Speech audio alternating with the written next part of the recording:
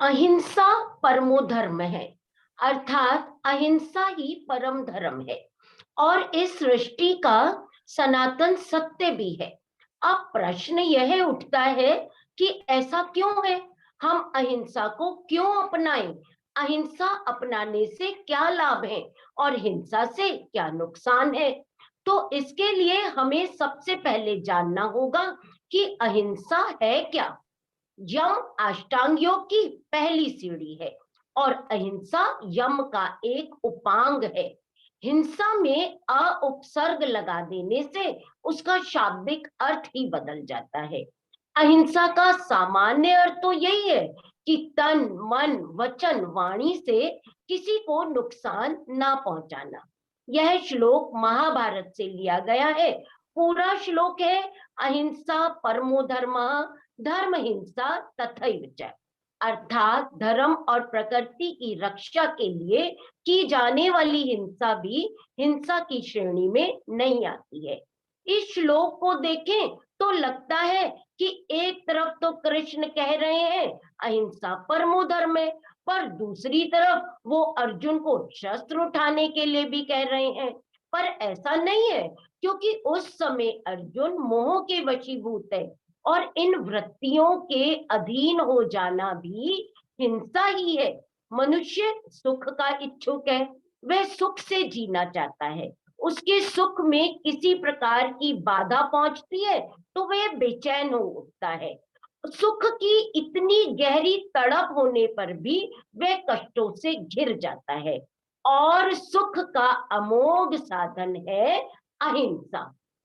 अहिंसा की चेतना जब तक जीवन में नहीं जागती तब तक व्यक्ति सब आगे नहीं चल सकता, हिंसा के सहारे ही चलता है।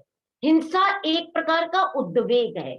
उद्वेग के रहते सुख शांति या आनंद का अनुभव नहीं हो सकता। हिंसा जीवन का एक खतरनाक मोड़ है।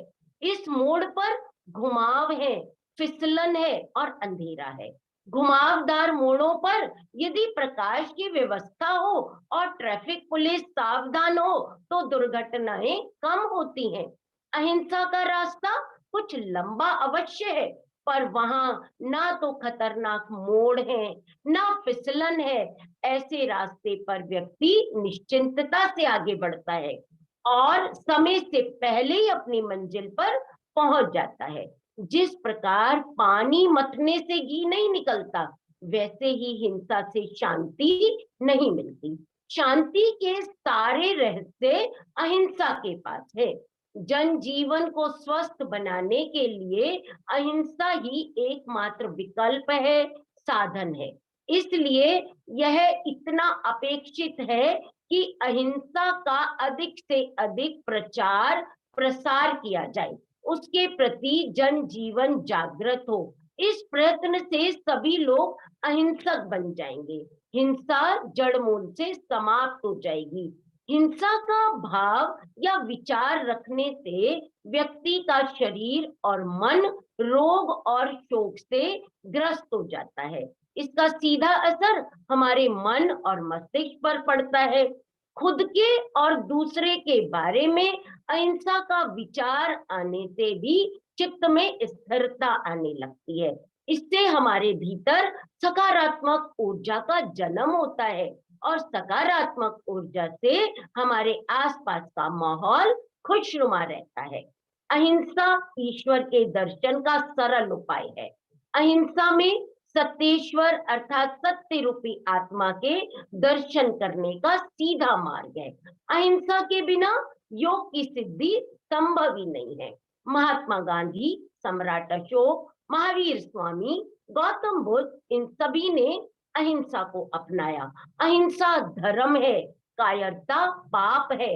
हिंसा मृत्यु का कारण है और अहिंसा जीवन का। अहिंसा में अहंकार नहीं, सेवा का बल है, समर्पण का बल है। अहिंसा से हृदय निर्मल, कोमल, विशाल तथा पवित्र होता है। हिंसा को हम अपने जीवन में निष्काम कार्य करके, क्रोध न करके, स्वाध्याय, आत्मचिंतन, आत्मनिरीक्षण, नियमित योगाभ्यास, ध्यान और साधना करके उतार सकते हैं। वास्तव में हिंसा यदि शरीर की शक्ति है तो अहिंसा आत्मा की अदृश्य शक्ति है। आत्मिक शक्ति होने के कारण ही अहिंसा को सब धर्मों से श्रेष्ठ व परम धर्म माना गया है। अंत में अपनी कुछ पंक्तियों के साथ मैं अपनी वाणी को विराम दूंगी।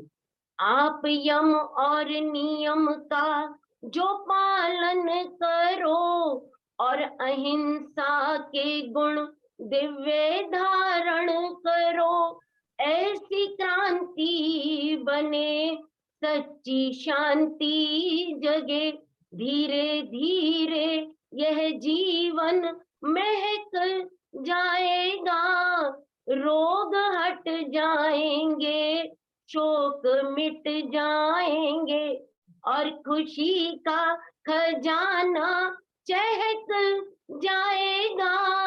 योग करते रहो, योग्य बनते रहो, योग करते रहो, योग्य बनते रहो। योग करते रहो, योग्य